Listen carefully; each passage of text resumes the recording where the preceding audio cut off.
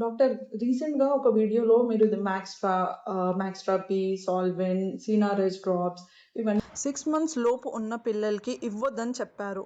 ఇలా ఎందుకు? నేను ఎగ్జాక్ట్గా ఇవ్వద్దని చెప్పలేదు.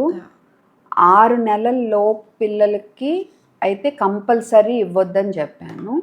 అండ్ డెక్స్ట్రోమిథార్ఫన్ ఉన్నాయి అంటే ఇవి ఆల్కాఫ్, చెరికాఫ్, ఆస్కారిల్ డి ఇలాంటివి డెక్స్ట్రోమిథార్ఫన్ ఉంటవి. అవి కంపల్సరీగా 4 ఏళ్ల లోపు పిల్లలకి ఇవ్వద్దని చెప్పాను. తర్వాత గవర్నమెంట్ రూల్ అయితే ఇవేవి 4 ఏళ్ల లోపు ఇవ్వకూడదని, బట్ మీ పీడియాట్రిషియన్ ప్రిస్క్రైబ్ చేస్తే అండ్ మీ బిడ్డ 6 నెలల పైన ఉంటే కనీసం డోస్ కరెక్ట్గా చూసుకుని ఇవ్వండి. ప్రిస్క్రిప్షన్ క్లియర్ లేకపోతే ప్రిస్క్రిప్షన్ కరెక్ట్గా రాపించుకోండి.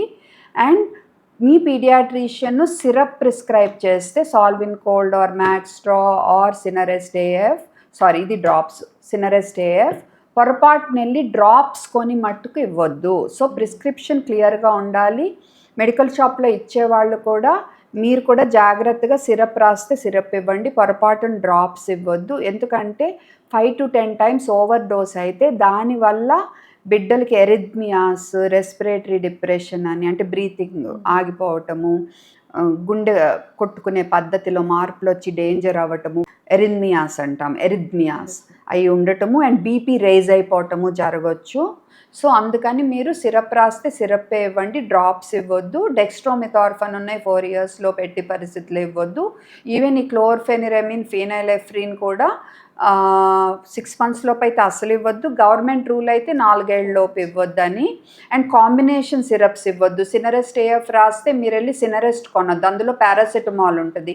సో మీరు ఇది ఇచ్చారనుకోండి, మళ్ళీ పారాసిటమాల్ ఇచ్చారనుకోండి, ఓవర్ డోస్ అవుతుంది. అండ్ ఇవేమో కోల్డ్ మెడిసిన్స్గా అమ్ముతున్నారు, ఇవేమో కాఫ్ మెడిసిన్స్గా అమ్ముతున్నారు.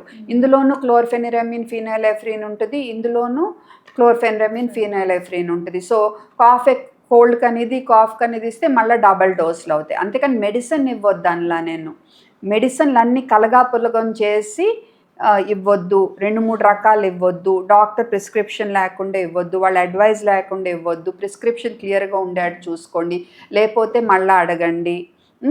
అండ్ సిరప్లు రాస్తే డ్రాప్లు ఇవ్వద్దు. ఇది నేను చెప్పింది.